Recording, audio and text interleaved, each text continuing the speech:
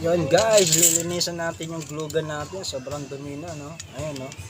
At gagawin na natin yung voltage 5 na hindi natin matuloy-tuloy gawin. Yung pinakapaano lang niya. Tapusin ko na ngayon. Ayan, no? Lilinisan natin yung glue gun natin para mas maganda. Para magandang pagkakadikit niya pag nagawa tayo.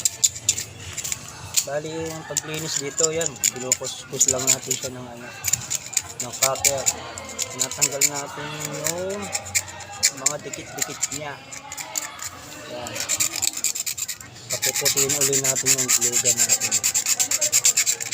Pagagandahin uli natin ang kulay niya. White. Yan. Ganito lang ang paglinis niya.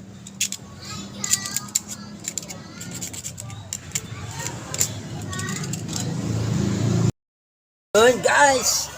Simula ulit tayo paggawa ng robot natin na voltage 5. Ito na yung karton na kuha natin kagabi. Pag may mga karton kayo dyan, wag may tapon, bigay nyo sa akin. Ito guys, nagawa natin. Sira na yung pinakakamay niya. Eh, no? Tanggal na dito. Paan na lang. Bubuin na natin to. At pwede ko na ibenta.